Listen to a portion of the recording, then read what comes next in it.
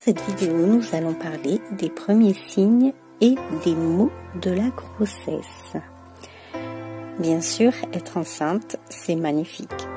Ce qui l'est moins, c'est les petits désagréments que l'on ressent pendant la grossesse. Les premiers signes, vous les guettez avec impatience. Pendant que vous regardez la vidéo, ça n'a pas de vous prendre quelques secondes pour abonner à la chaîne. Abonner à la chaîne, easy mon cher. Juste cliquez sur le petit bouton subscribe là. Si vous en anglais, s'abonner. Si vous en français, souscribez. Si vous en espagnol. Et si mon chinois? Ching chong china. Comme ça, vous avez été connecté ensemble avec nous. Tout ça nous lague, vous avez au courant. Les premiers signes, vous les guettez avec impatience. Mais ils ne sont pas toujours synonymes de bien-être. La plupart de ces mots ne sont pas inquiétants.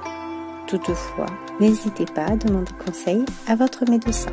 Si vous inquiète, l'absence de règles.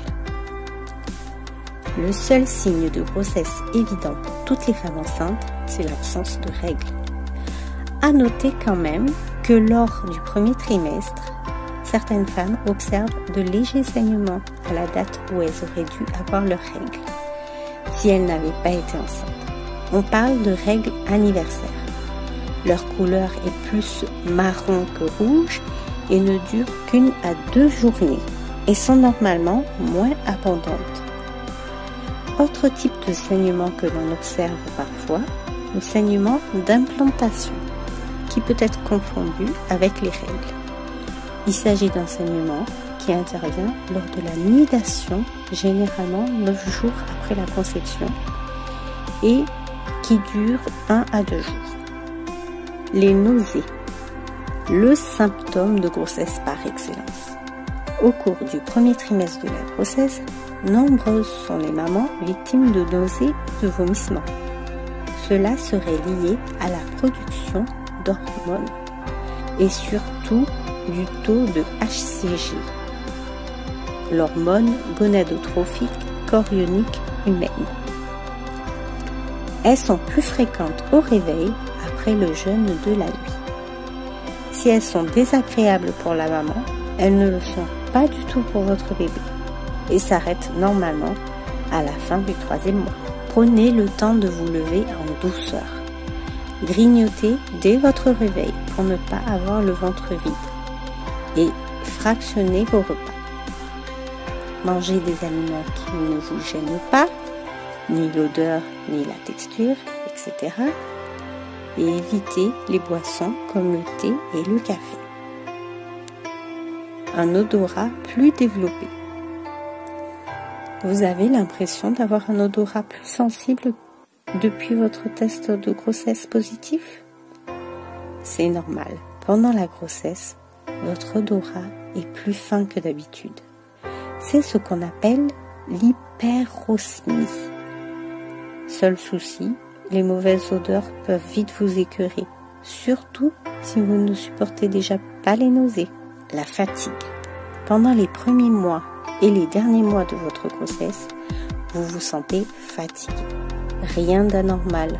Au premier mois, la fatigue est un des symptômes de la grossesse et touche toutes les femmes. Elle est due à la montée de progestérone, une hormone qui agit sur le corps comme un sédatif. Cette hormone donc est sécrétée de manière intensive durant les premiers mois de grossesse, d'où cette grande fatigue. La formation des organes vitaux du bébé force votre organisme à travailler davantage et à puiser dans vos ressources. Tonus et énergie seront de retour pour le 2e trimestre. Reposez-vous autant que possible. Au besoin, faites des siestes. Profitez-en aussi pour prendre soin de vous et écouter votre corps. L'envie fréquente d'uriner. Depuis que vous êtes enceinte, vous avez souvent envie d'aller aux toilettes. Ce besoin est parfois un peu gênant. Évitez de boire avant de faire un long trajet et faites pipi juste avant de sortir. Les seins douloureux et gonflés. Votre poitrine s'apprête à prendre du volume pour vous préparer à l'allaitement. Progestérone, estrogène et prolactine, toutes des hormones, chamboule le corps. Vos seins deviennent alors plus douloureux et sensibles en début de grossesse. Par conséquent, vos mamelons et vos aréoles deviennent plus larges pour faciliter la tétée et vous pouvez même voir vos veines apparaître. Pour soulager cette sensation d'avoir une poitrine lourde, optez pour un soutien-gorge de grossesse adapté et sans armature. Les vertiges. Les chutes de tension peuvent parfois provoquer des vertiges ou des malaises. Parlez-en à votre médecin. Les douleurs abdominales. Votre bas du ventre vous tiraille. On parle de douleurs ligamentaires. C'est le syndrome ligamentaire pelvien. Il est bénin, donc rien de grave. Bébé va avoir besoin de place, donc le corps s'adapte.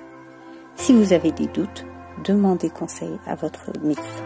Les sautes d'humeur. Vous êtes calme, puis euphorique et tout à coup, c'est la crise de larmes. Difficile de canaliser toutes ces émotions. Elles sont causées par les bouleversements hormonaux et sont très fréquentes. Il ne faut pas culpabiliser et ne pas se retenir. Si vous avez envie de laisser couler quelques larmes, c'est tout à fait normal. Vous avez droit d'être en colère, d'être fatigué ou stressé. Ce qu'il faut faire, c'est parler de ce qui vous gêne, ce qui vous fait de la peine, à vos proches. Le mal de dos. Il est courant de ressentir des douleurs au dos dès le premier trimestre. Les hormones de la grossesse provoquant un relâchement des ligaments et des muscles. Des séances de kinésithérapie ou d'ostéopathie peuvent soulager vos douleurs lombaires. Le port d'une ceinture de grossesse également. Les jambes lourdes. Ce phénomène de jambes lourdes apparaît généralement le premier trimestre de la grossesse. Il est lié à l'augmentation du volume sanguin et à celui des hormones. Il faut éviter de rester trop longtemps dans la même position, surtout en ayant les jambes croisées. Il faut boire de l'eau, porter des vêtements amples et pratiquer régulièrement une activité physique, même quelques minutes de marche.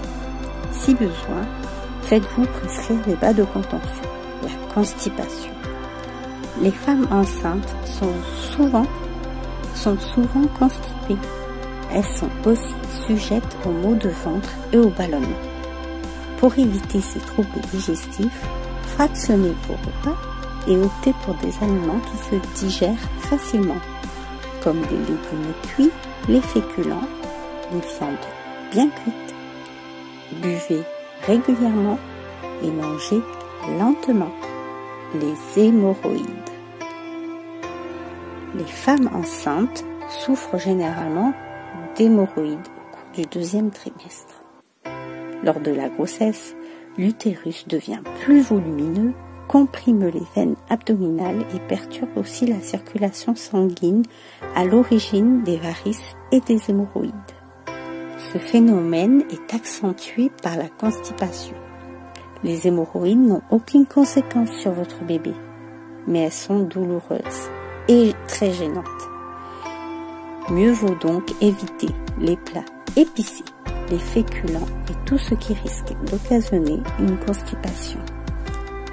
Si les crises sont douloureuses, n'attendez pas pour en parler à votre médecin. Il a l'habitude de cela et vous prescrira un traitement adapté. Les pertes blanches. Sous l'effet des hormones de la grossesse, les glandes du col et du vagin produisent plus activement une substance visqueuse et claire que l'on appelle perte blanche. Ne vous inquiétez pas, tout cela est parfaitement normal.